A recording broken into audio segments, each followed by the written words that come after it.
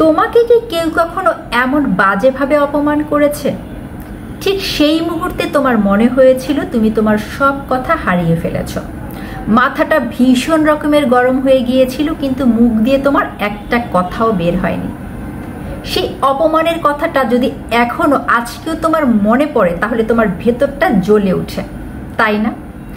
আজ আমি তোমাকে শিখাবো কিভাবে অপমানের জবাব দিতে হয়, তাও এমনভাবে জবাব দেওয়া শেখাবো যাতে সামনের মানুষ বুঝে যায় তুমি চুপ আছো, কিন্তু তুমি দুর্বল না।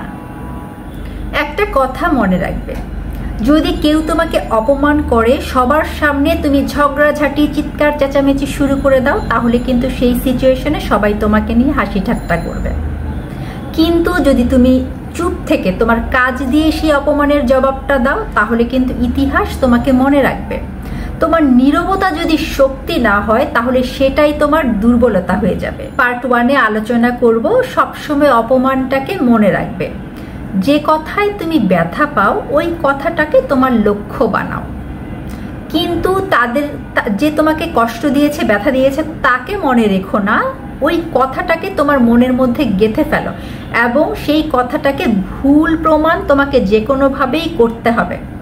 এভাবে তোমার কষ্টই তোমার এনার্জি হয়ে উঠবে। এই কষ্টটাকে, তুমি যে ব্যথা পেয়েছো, যেই কথাটা যে তোমাকে বলেছে, এটা যে একটা ভুল কথা বলেছে, সেটাকে তোমার কাজ দিয়ে প্রমাণ করতে হবে। এই কষ্টটাকে তুমি পজিটিভলি ব্যবহার করো, এটাকে তোমার এনার্জি হিসেবে ব্যবহার করো, এটাকে তোমার ফুয়েল হিসেবে ব্যবহার করো। পার্ট 2-তে বলবো, যারা তোমাকে অপমান করে এদের সামনে সবসময় শান্ত থাকতে শেখো। তুমি যখন চুপ থাকো, ওরা ভাবে তুমি দুর্বল। সমাজে এটা ভীষণভাবে প্রচলিত, চুপচাপ মানুষের উপরই অত্যাচার বেশি হয়, চুপচাপ মানুষকেই সমাজ দুর্বল ভাবে। কিন্তু তুমি তো জানো তুমি দুর্বল নয়, তুমি অপমানের জবাব দেওয়ার প্রস্তুতি নিচ্ছ। একদিন যখন তুমি সাফল্যের জায়গায় পৌঁছে যাবে, তখনই তাদের অপমানের জবাবটা পেয়ে যাবে। তখনই চোখে চোখ রেখে তোমার সামনে কথা বলার সাহসটা থাকবে না, চোখ নামিয়ে নিবে।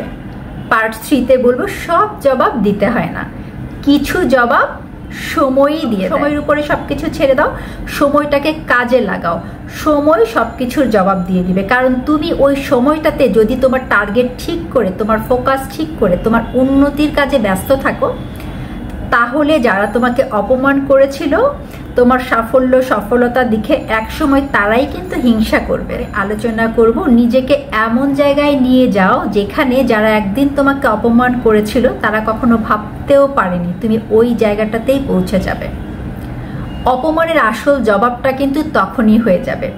অপমানের জবাব তখনই হয় যখন তুমি এমন জায়গায় পৌঁছাবে যেখানে তোমার নাম শুনলেই ওরা থেমে যাবে। অপমান করলে ইমিডিয়েট রাগারাগি, চিৎকার চেঁচামেচি করে জবাব নয়, তুমি এমন জায়গায় নিজেকে তুলে নাও, ওই জায়গাটাতে যে পৌঁছে গিয়েছো, এটাই হচ্ছে তোমার জবাব। নিজেকে অন্য লেভেলে নিয়ে তুমি জবাব দাও। সব শেষে খুব গুরুত্বপূর্ণ কথা বলবো, অপমান কখনো ভুলে যেতে হয় না, অপমানকে ভুলে যেও না, কিন্তু ওই অপমানের মধ্যেই ঘুরতে থেকো না, অপমানের নিচে চাপা পড়ে থেকো না। একদিন তুমি যখন তোমার সফলতা পেয়ে যাবে, নিজের একটা নির্দিষ্ট জায়গায়, সম্মানিত জায়গায় পৌঁছে যাবে, তখন ওরা কিন্তু জবাব পেয়ে যাবে। ওরা তোমার জবাব শুনবে না, তোমাকে দেখে বুঝবে যে তুমি কিভাবে ওদেরকে জবাবটা দিয়েছো। তো এই ছিল আজকের আলোচনা। ভিডিওটি যদি ভালো লেগে থাকে তাহলে কিন্তু লাইক করে দিও। আর যারা প্রথমবারের মতো এসে আমার চ্যানেলে আমার ভিডিও দেখছো, চ্যানেলটিতে সাবস্ক্রাইব করতে একদম ভুলবে না। যারা অলরেডি সাবস্ক্রাইব করে নিয়েছো, সবাইকে জানাচ্ছি অসংখ্য ধন্যবাদ।